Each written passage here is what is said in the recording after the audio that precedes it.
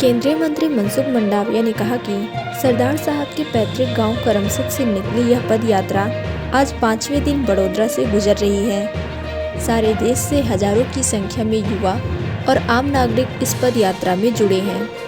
यह पद यात्रा एकता का संदेश दे रही है। प्रधानमंत्री नरेंद्र मोदी के आत्मनिर्भर भारत की राह पर चल रही है। करमसद सरदार साहब के पैतृक गांव से निकली हुई राष्ट्रीय एकता यात्रा आज 5वें दिन में बड़ौदा से पास हो रही है। सारे देश से हजारों की संख्या में युवाओं इस पदयात्रा में जुड़े हैं। आम नागरिक इस पदयात्रा में जुड़े हैं। ये पदयात्रा एकता का संदेश दे रही है। ये पदयात्रा मोदी जी के आत्मनिर्भर भारत के राह पर चल रही है।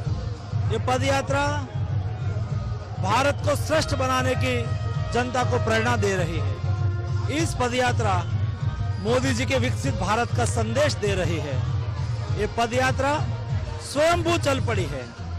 रास्ते में किसान अपनी नेचुरल फार्मिंग का डेमोन्स्ट्रेशन करके आत्मनिर्भर भारत का संदेश दे रहा है। इस यात्रा में कोई किसान के खेत में अमरूद पका हो, वो प्रेम से यात्रिकों को अमरूद खिला के इस यात्रा के साथ अपने स्वयं को जोड़ रहा है। इस यात्रा में आपने पीछे देखा होगा कोई कूड़ा कचरा साफ करने के लिए भी यूथ वॉलंटियर्स स्वयं सफाई का कार्य कर रहा है। ये यात्रा एकता का संदेश दे रही है।